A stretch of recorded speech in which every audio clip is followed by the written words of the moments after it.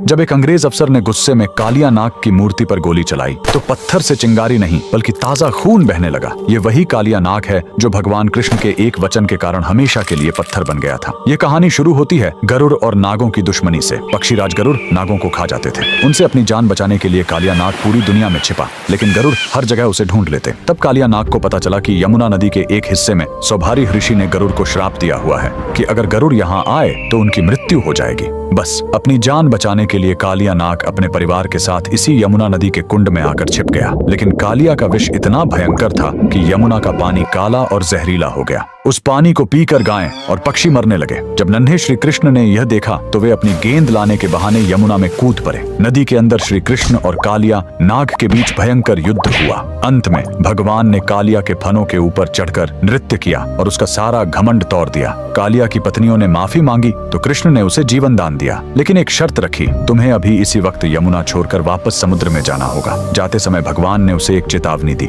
जाते समय पीछे मुड़कर मत देखना, वरना जहाँ देखोगे वहीं पत्थर के हो जाओगे। कालिया नाग अपने परिवार के साथ निकल पड़ा, लेकिन जैसे ही वह ब्रज की सीमा पर स्थित जैत गांव के पास पहुंचा, उसके मन में एक बार फिर वृंदावन को देखने का मोह जाग उठा। उसने सोचा एक आखिरी बार देख लूं, और जैसे ही उसने पीछे मुड़कर देखा, श्री कृष्ण के वचन अनुसार वह तुरंत वहीं पत्थर की मूर्ति में बदल गया। कहा जाता है कि उसकी पूंछ आज भी जैत गांव के जमीन के नीचे से लेकर वृंदावन तक फैली हुई है। सदियों बाद जब भारत में अंग्रेजों का राज्य आया तो उन्हें इस कहानी पर विश्वास नहीं हुआ। सच्चाई जानने के लिए एक अंग्रेज अफसर ने मूर्ति के आसपास खुदाई शुरू करवाई, लेकिन खुदाई का कोई अंत ही नहीं मिल रहा था। झल्लाहट और गुस्से में आकर उस अफसर ने अपनी बंदूक निकाली और कालिया नाग की पत्थर की मूर्ति पर गोली चला दी। तभी पत्थर के उस घाव से खून की धारा फूट पड़ी। ये चमत्कार देखकर अंग्रेजों की रूह कांप गई और वे वहां से दुम दबाकर भाग खड़े हुए। आज भी जैत गांव में वह मूर्ति मौजूद है। कमेंट्स में जय श्री कृष्णा जरूर लिखें।